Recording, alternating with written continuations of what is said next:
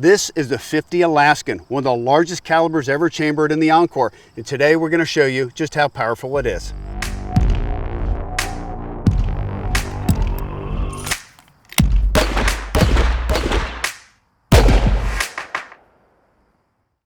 Since 1967, Thompson Center has been known for handgun hunting. There's been a lot of guns that have been wildcatted over the years. Then in 97, the Encore came out, which was a big brother to the Contender. So this allowed larger cartridges to be chambered in a handgun platform and obviously used throughout the world for handgun hunting. This gun happens to be chambered in 44 Rem mag, standard hunting cartridge. You know, nothing sexy about this. Obviously great on deer-sized games. But what if I told you you could chamber the Encore in something a lot larger, like way bigger? So this is the 50 Alaskan, and today I've got Marty from the House of Arms. This is his gun, chambered in 50 Alaskan. So this is the Encore, but this is completely custom. Yes. So give me the genesis of this cartridge in this gun. The genesis of the gun came from J.D. Jones himself, and he's one of those guys that did a lot of development on the 50 Alaskan. This particular round was made by Lehigh Defense, 725 grain bullet, controlled fracturing, so it's got pedals that break off and a plunger and multiple wound channels and all kinds of crazy stuff for a big round. So J.D. Jones, for those of you who don't know, he used to own SSK, and he was definitely the godfather of large handgun hunting, hand cannons. Yes. And he worked intimately, very closely with Thompson Center throughout the years, and in the development of the Encore and a lot of the custom chamberings. Some things that we wouldn't necessarily do on the production side, but certainly fun to try out. So this is one of his chamberings now. And then I see this is a pretty sleek looking unit here. So color case receiver. Color case hardened Encore frame, probably vintage 2000-ish, I would say.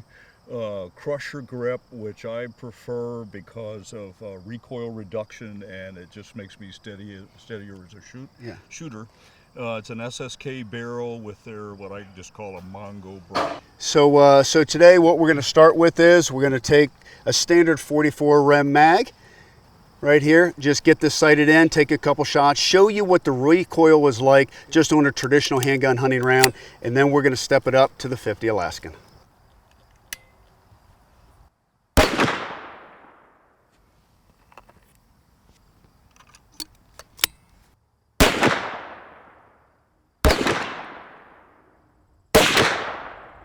Oh, just got it sighted in. It wasn't that bad, 3 shots.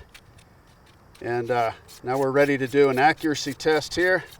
44 mag is really not a difficult cartridge to shoot with a handgun. Relatively low recoil. Obviously, the cartridge is chambered in wheel guns, but it really shoots well in an Encore. Just thought it'd be a good thing to compare against the 50 Alaskan, just because a lot of people are familiar with the recoil of a 44 mag, which according to Dirty Harry was the world's most powerful handgun. I don't know if I quite believe him.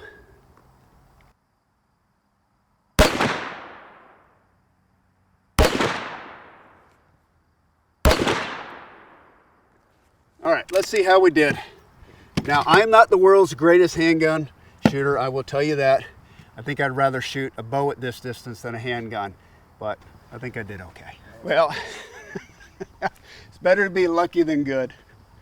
So, Encore handgun, 44 Rem mag, Hornady handgun hunter ammunition, 3 shots. I'd say we should be pretty pleased with that group. Now the question is, can I manage the recoil on the 50 Alaskan and still shoot a group that size? Let's go find out. So the 50 Alaskan was developed somewhere in the mid-90s, according to J.D. Jones. Lehigh Defense loaded these rounds. These are 725 grain controlled fracturing rounds. So there's no telling what this round is actually going to do. I mean, it is beefy, it is heavy. Think about this. So your 44 mag is running at 1425. It's a 200 grain bullet. This is a 720 grain bullet. So it's almost 4 times the bullet weight on this. So the recoil is going to be substantial. So we'll throw our ears on. Should probably put a wrist brace on, maybe a helmet. I don't know. Something tells me This is going to be the largest handgun round that I've ever personally shot. So we're going to hold on for dear life on the first one, then show you how well it groups. What do you think, Marty? No pressure. No pressure? No pressure. You shot this, right? Yes, sir. Okay, just want to make sure. Some people just own fine guns, and there's people like this who shoot hand cannons. All right. Whoo! That stings a little. I don't mind telling you, that's a lot. That's a lot. It's not unmanageable because of this crusher grip right here, because I'm able to hold on to the back. So with the recoil, it also comes into my left hand. So that's a great way I can control the gun, but it definitely is snappy. Without a muzzle brake, I think this would absolutely be unmanageable. Look at that. Look at a 50 caliber bore. That's what I shoot my muzzleloader with. That's unreal. Well, the good thing is I'm on paper. I'm about 1.5 inches to the right. It wasn't bad. That crusher grip though, being able to stabilize it with the second hand, if I had to just shoot it with a regular grip, I don't know that I could have held on to it. Big bore hunting and shooting back into the game for a lot of us older guys. Yeah. That, you know, just the recoil would kill us if we tried to do that with a traditional Yeah, grip. that was, all right. So first shot's intimidating. Now that we kind of know what we're dealing with, now we can get dialed in here. Whoa. Man, you can see my the red on my knuckle right there. I mean, that gun wants to come up, but I'm controlling it on the back end, so it's really not that bad. But you can definitely feel every ounce that, ow, I can't complain. Two side by side. I mean, right now it's shooting as accurate as that 44 mag, and that was a one-holer. All right, 3 shots to charm. So again, this is a fracturing round. See those slits right there? So each one of these becomes a pedal. So this acts like a plunger, the tip here, and it drives down into the base, kind of in theory like a Barnes bullet would flower. But these pedals actually peel back and become individual projectiles once it's inside of something, along with the core.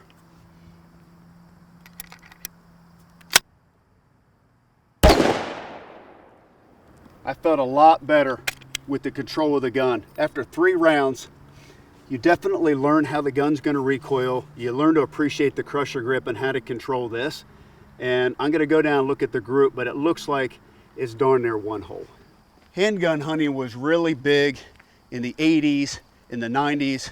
As Marty was talking about, Ken Kelly, his dad, Larry, J.D. Jones. I mean, there was a group of people that were really into shooting big bore handguns, hunting around the world when it was never even known. And they really developed the sport. I mean, you had the silhouette shooters, you had people who shot targets, but there was a core group that went around the world and developed big cartridges like the 50 Alaskan. So shot 1, shot 2, shot 3.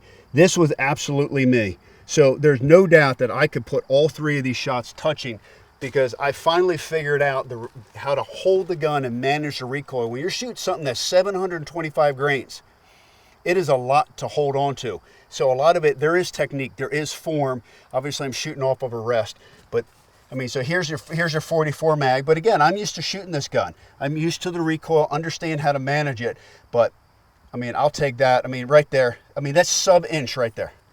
All right, so we're gonna take a couple shots offhand now to show you just how the gun would recoil. Here, you're on a rest. The sandbags, your form can steady it. So I'm gonna first start with the 44 mag, just to show you how light and manageable and anybody can shoot this gun, and then I'm gonna step it up to the big boy. All right, so 200 grain Hornady handgun hunter right there. So this is my go-to for shooting whitetails in the Midwest. Fun to shoot, deadly accurate, anything under 100 yards, completely comfortable, but give you an idea on just how this feels offhand.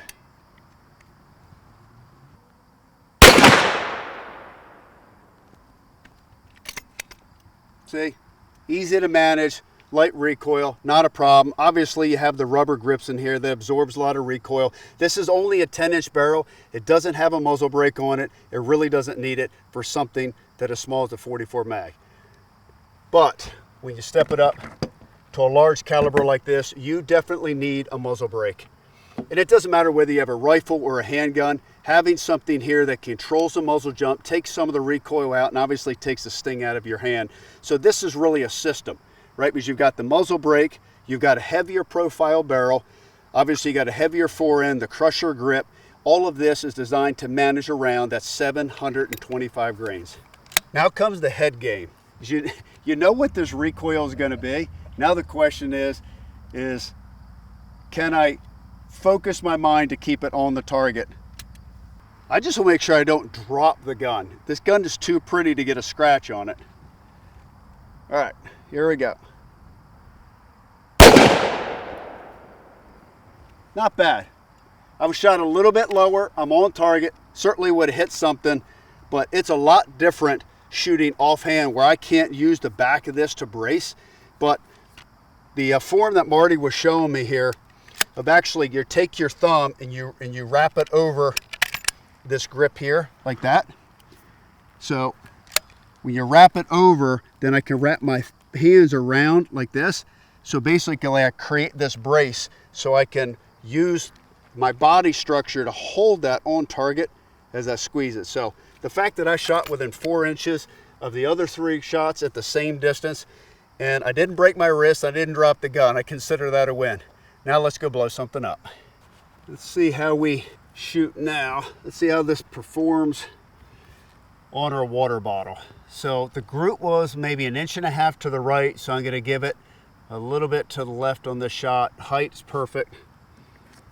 So we're going to take one shot and just see how many pieces we can destroy this water bottle into.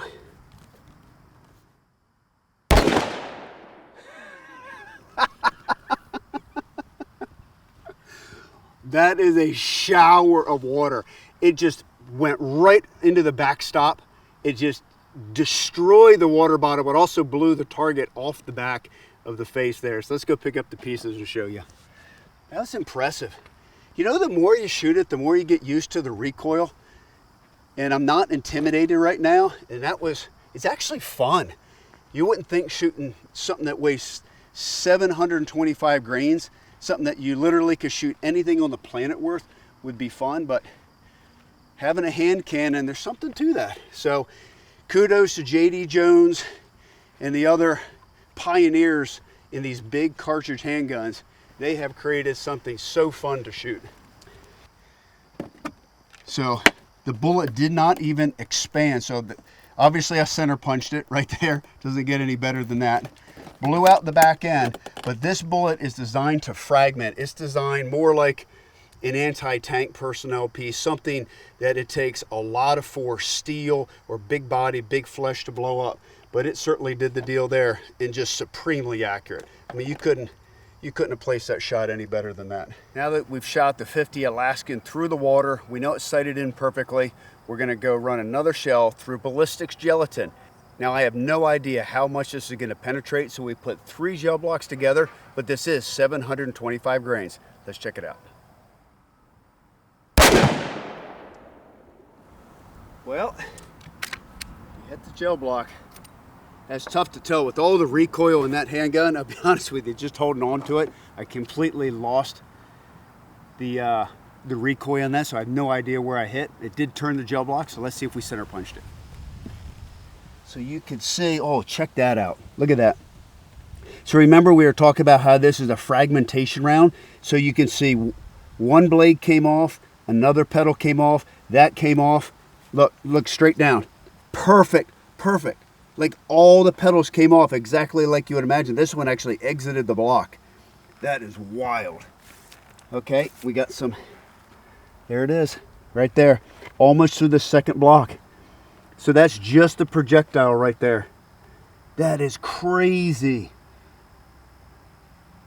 So I mean, you're talking probably 28, 29 inches of penetration, but just absolutely perfect fragmentation right there. Well, let's dig this out. Let's see what this looks like. You're not going to believe this. So I was flipping this block around, get ready to cut this bullet out. Look at this. Here is one of the petals right there. Look, another one of the petals in the target, and then another one of the petals. Oh, that's not, but right there, a little slot right there. So this is what they look like. That is crazy. So when that bullet comes apart, literally, you can see these shards came flying out. So this one came over there, this one came up and tumbled over. Could you imagine? Just, we'll have to weigh this just to see how much this weighs just as a projectile. And that doesn't count for what we're going to dig out right here. And I center punched it perfectly, so we caught the full impact. Look at that right there. That's crazy. I think I cut my finger. That thing's sharp. Holy cow. There we go. So this, that is just a solid. Okay, so here's your, see your 4 slots there from the fragmentation. So that plunger obviously comes down, hits this, blows the petals open. So here's one of your petals that get put in place there. And then this is what remains of this brass slug. So this looks like it's just turned on a screw machine. That is wicked. Holy cow, would not want to be hit with that. And to think you got almost 30 inches of penetration with this, not counting what the devastation occurs with all these petals coming off. All right, well, we see what it does in gel block. One last shot against concrete. All right, we just put up 2 concrete blocks. Now that we have a good idea on what the Alaskan does in gel and how this big slug right here is going to hold together, my guess is that this is going to penetrate both of those blocks and end up in the bullet bunker. Let's see if that happens.